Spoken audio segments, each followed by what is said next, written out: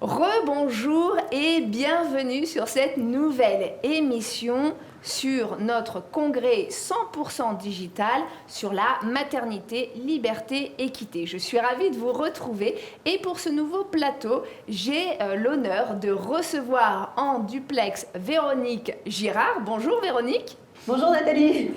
Et Miguel Marquez. Bonjour Miguel. Bonjour Nathalie. Alors, la tribu digitale, c'est aussi une communauté, avant tout une communauté et des partenaires. Donc je suis ravie de vous avoir tous les deux pour pouvoir représenter nos différents partenaires. Aujourd'hui, nous avons un certain nombre de partenaires. Donc de manière, on va dire, longue, nous travaillons avec Numbers. Nous avons aussi un partenariat avec la BGE de Lyon et de la Nièvre, enfin de la Nièvre et de Lyon, d'ailleurs ça se dit dans le sens inverse. Click & Com, qui est une plateforme de jeux concours clé en main. Profilae, une agence d'accompagnement et de développement personnel. Elboss, une plateforme de business dédiée aux femmes, et puis la télé de Lyon. Qui est une mixité pour le coup. Exactement. Alors on va commencer avec Numbers, puisque aujourd'hui, Véronique, tu représentes Numbers. Est-ce que tu peux nous décrire en quelques mots l'activité de Numbers ? Tout à fait. Donc Number, nous, on est un cabinet d'expertise comptable qui est spécialisé sur l'accompagnement des créateurs d'entreprises. Donc c'est notre première spécialité. Et par la suite, on s'occupe de leur comptabilité pour tous les domaines dans la prestation de services. Donc c'est notre cœur de métier. Parfait. Et justement, alors c'est notre premier partenariat, en tout cas c'est le premier partenariat que j'ai tissé à la tribu digitale. D'ailleurs, c'est toi qui avais pris contact à l'époque avec moi.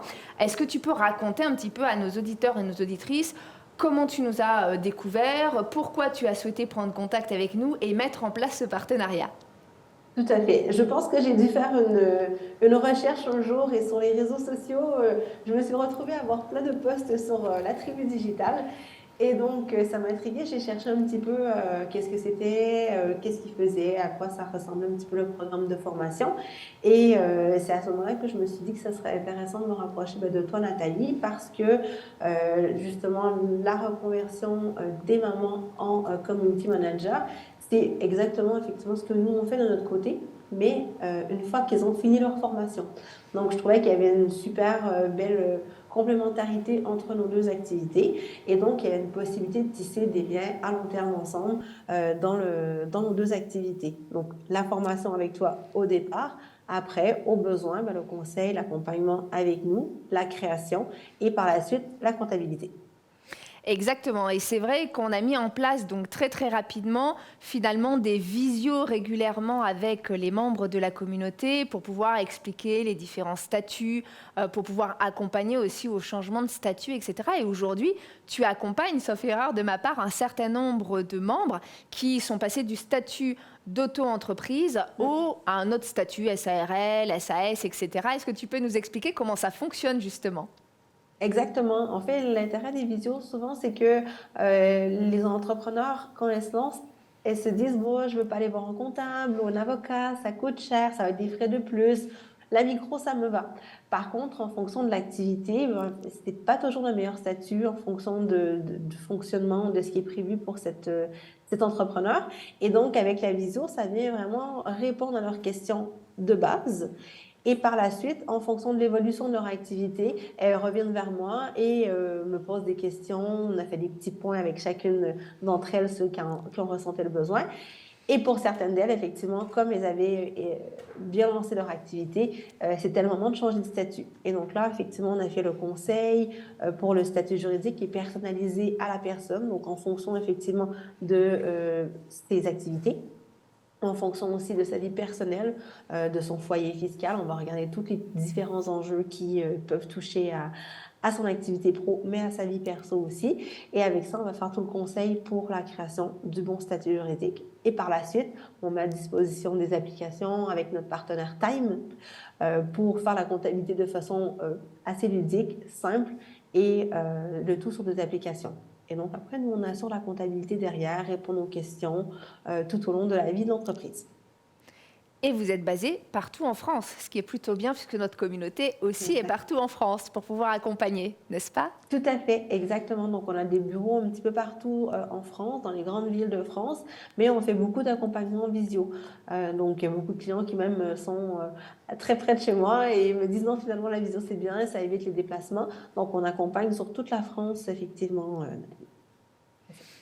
Une dernière question, Véronique, et puis ensuite on passera à Miguel pour l'asticoter un petit peu. Pas trop quand même.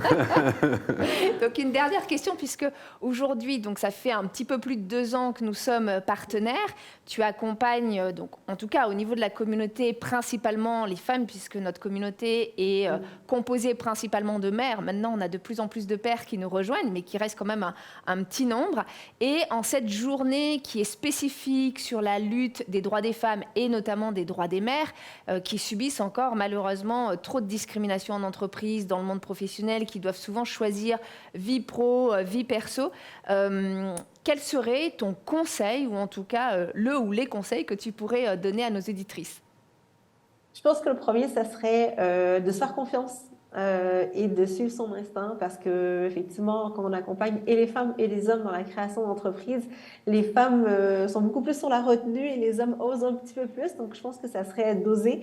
Elles ont autant les mêmes compétences que les hommes, donc ça serait le premier point. Et le deuxième, ça serait de bien s'entourer, d'avoir effectivement une bonne communauté autour pour les accompagner, que ce soit au niveau juridique, au niveau de la formation avec la tribu digitale, au niveau comptable, mais vraiment d'avoir des bons partenaires solides sur qui on peut faire confiance. Je pense que ça serait le conseil que je donnerais, de ne pas hésiter d'aller voir les gens qui sont spécialisés dans leur domaine. Tout à fait. Effectivement, 2 super conseils, merci beaucoup. Alors Miguel, on se connaît déjà depuis un petit bout de temps quand même, oui, avant même la années. création de la Absolument. tribu digitale. Est-ce que déjà tu peux présenter peut-être la télé de Lyon, même si aujourd'hui nous sommes sur les plateaux de la télé de Lyon? Oui, ça fait d'ailleurs très bizarre d'être invité sur son plateau. Alors, présenter la télé de Lyon d'une manière simple, et je vais essayer d'être synthétique. La télé de Lyon, c'est d'abord et avant tout la transmission des métiers des médias. Ici, on a pour mission d'apprendre aux jeunes, aux moins jeunes, comment d'apprendre à faire du montage vidéo, des reportages et puis des émissions. Voilà ce qu'est la télé de Lyon. Et au bout de cela, bien sûr, le sommet de l'iceberg, c'est le média, la web TV que l'on connaît tous à travers nos réseaux sociaux ou notre site internet. Mais avant tout, c'est d'abord un apprentissage de tout ça pour pouvoir ensuite faire ses reportages et ses émissions. Et effectivement, il y a quand même beaucoup de métiers qu'on ne voit pas et qui sont des métiers de l'ombre, mais qui permettent de faire sortir une émission ou une série ou un film, etc. Absolument. Ouais, ça demande beaucoup de métiers, que ce soit de l'ingénieur du son, au preneur au cadreur, au caméraman, au réalisateur, au journalisme, à l'organisation de tout ça. Donc de la production pure, préparer une émission, c'est des rendez-vous, c'est du management, c'est aussi du planning à gérer. Et tu sais ce que c'est. Tout à fait. Maintenant qu'on coproduit cette émission ensemble, effectivement. Alors justement, comment t'es venue l'idée de me proposer en fait d'animer une émission?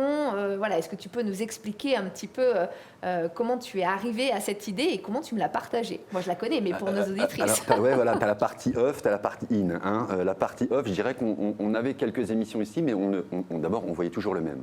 On voyait toujours le même qui animait toutes les émissions de la télé de Lyon, et c'était la plupart du temps toujours un homme qui présentait une émission à la télé de Lyon. Donc, à un moment ou à un autre, on travaille sur soi et on dit, mais il nous faut d'abord de nouvelles têtes, il nous faut des émissions qu'on ne sait pas nous animer, des émissions économiques que tu animes toi très très bien, d'autres, je pense à Cocoon, de notre partenaire, etc. Donc il fallait, qu'on ait du contenu, des nouvelles têtes et surtout une fraîcheur d'émission. Donc nous, on se connaît effectivement depuis un petit moment. Je t'ai invité différentes fois sur le plateau pour parler de ce que tu faisais, ce que tu fais aujourd'hui encore. Et je t'ai proposé effectivement de dire, tiens Nathalie, tu n'animerais pas une émission? Exactement. Là, tu m'as regardé comme ça et je reprends ce que disait juste avant, j'ai oublié son prénom. Véronique. Véronique, il faut que les femmes osent, effectivement. Et effectivement, tu dis, ah, mais est-ce que tu penses que, machin, je vais pouvoir le faire, etc. etc. Et bien, je t'ai dit, tu vas apprendre, tu vas oser, et puis tu vas pouvoir faire la même chose que ce que moi je fais en tant qu'homme, tu vas évidemment pouvoir le faire aussi, et tu le fais aujourd'hui très très bien. Donc ça a été le début un petit peu de nos échanges, et puis après tu as travaillé, je t'ai dit écris-moi un petit synopsis d'émission, qu'est-ce que tu proposes, etc. Et tu as travaillé, tu m'as envoyé un petit pâté, tu m'as dit qu'est-ce que tu penses de ça, mais j'ai fait c'est génial, viens vas-y, on fait un pilote et on voit ce que ça donne.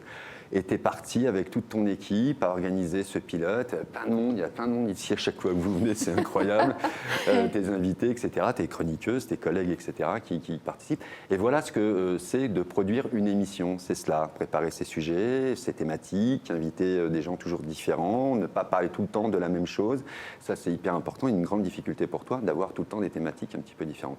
Et aujourd'hui, comme tu le disais tout à l'heure, c'est effectivement la journée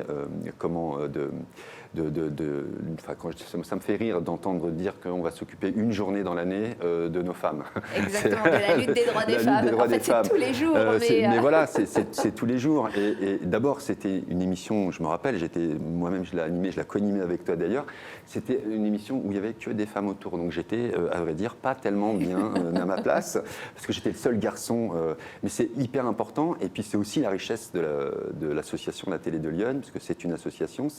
C'est aussi de mettre en valeur toutes les inégalités qui existent et justement d'essayer à notre petite échelle d'essayer de remettre un petit peu les curseurs au même niveau. Voilà ce que l'on fait et voilà comment on s'est connus et qu'on a mis en place cette émission. Et du coup, ça t'a semblé effectivement une évidence qu'on travaille ensemble pour parler de l'entrepreneuriat au féminin, parce que finalement, on se rend compte que les femmes sont quand même moins mises à l'honneur, même dans les médias, oui, que ce soit salariés ou entrepreneurs, peu importe, mais sont moins mises à l'honneur, alors qu'en fait, c'est en parlant qu'on va donner cet élan à de nombreuses femmes de pourquoi pas créer aussi leur activité. Exactement. Alors, et effectivement, il y a cette injustice, effectivement, d'être... Alors, moi, une injustice qui m'insupporte, c'est... on a le même poste et le salaire est différent. Je ne comprends pas. Alors, on m'explique des fois, mais tu sais, c'est de par l'expérience, etc., etc. Et ça, je ne le comprends pas. Et moi, c'est vraiment quelque chose qui me bride intérieurement. Et des fois, j'ai envie de me dire, mais elle fait le même boulot que moi, elle fait les mêmes horaires que moi, elle a les mêmes compétences que moi, pourquoi elle n'a pas le même salaire que moi? Donc ça, c'est une injustice, moi, qui m'exaspère. Ouais. Voilà. Alors justement, même question que Véronique, en cette journée justement spécifique. Alors bien sûr, c'est pas que aujourd'hui qu'on doit lutter pour le droit des femmes, c'est tous les jours.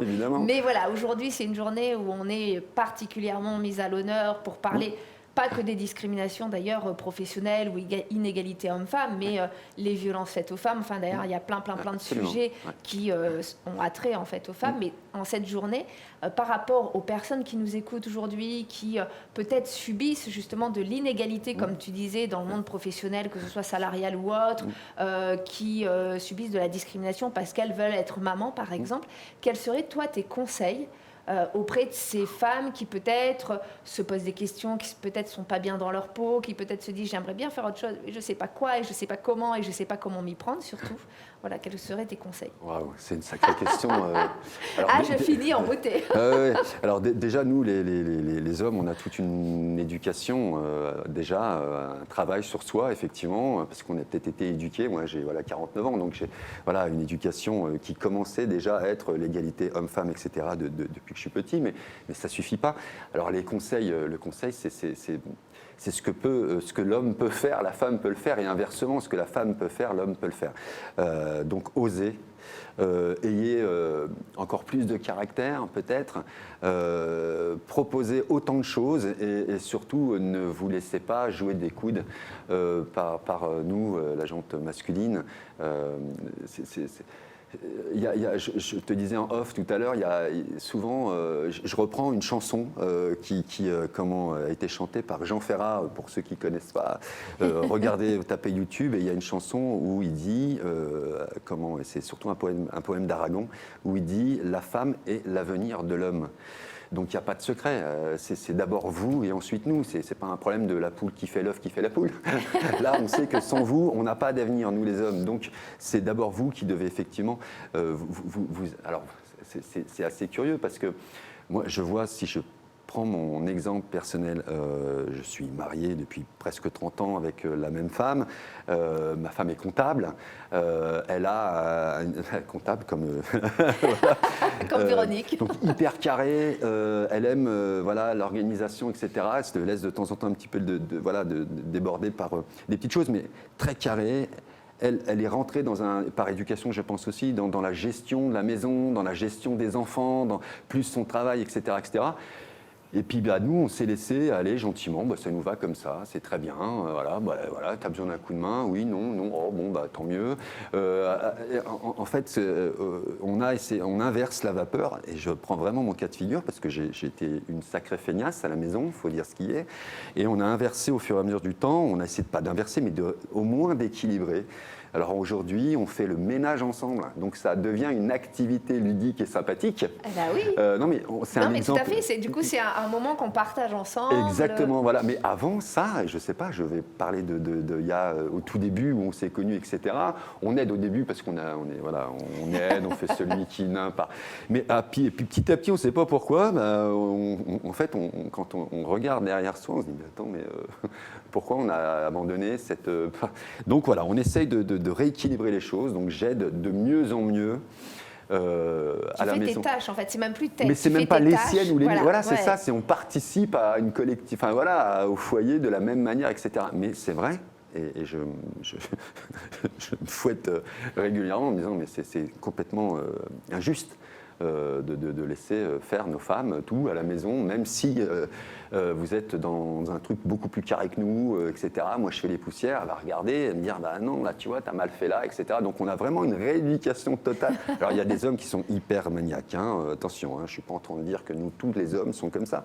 Mais moi, je fais partie de ces gens qu'on a rééduqués gentiment dans le foyer, dans la part...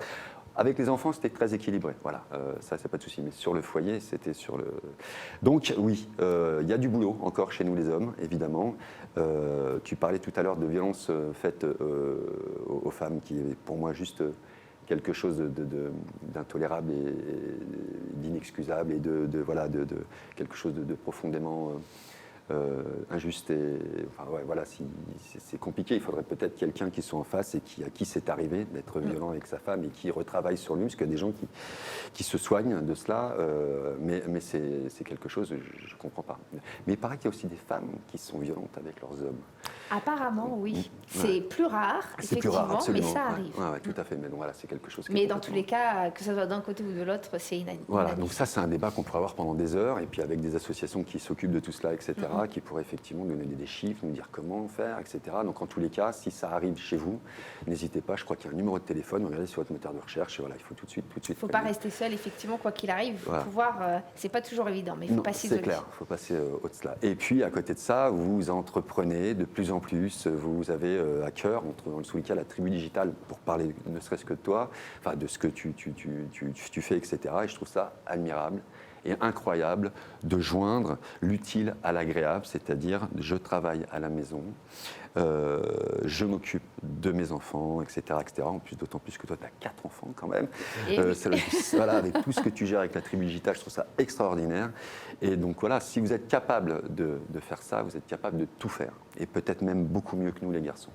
Merci beaucoup, en tout cas, Miguel, pour cet échange très intéressant. Merci aussi à Véronique qui s'est connectée de Nice avec son petit accent québécois. Le prochain coup, on va à Nice. Voilà, on essaye d'aller à Nice. Peut-être qu'il fera meilleur qu'ici, c'est sûr. En ce moment, en tout cas, merci à vous, parce que vous avez fait confiance aussi, tous les deux, à la tribu digitale. Vous avez tissé des liens avec nous, ce qui nous permet aussi, au niveau de notre communauté, de proposer des prestations complémentaires, des partenariats à des tarifs plus intéressants, des accompagnements sur du plus long terme. Donc c'est vrai que tous les partenaires sont vraiment essentiels pour développer cette communauté et cette activité. C'est le principe du donnant-donnant. J'imagine que ça vous apporte quelque chose à la tribu digitale et ça nous apporte quelque chose à la télé de Lyon. Exactement, tout à fait. Merci beaucoup en tout cas. Merci à toi. On se retrouve d'ici une petite heure pour notre plateau suivant. À très vite.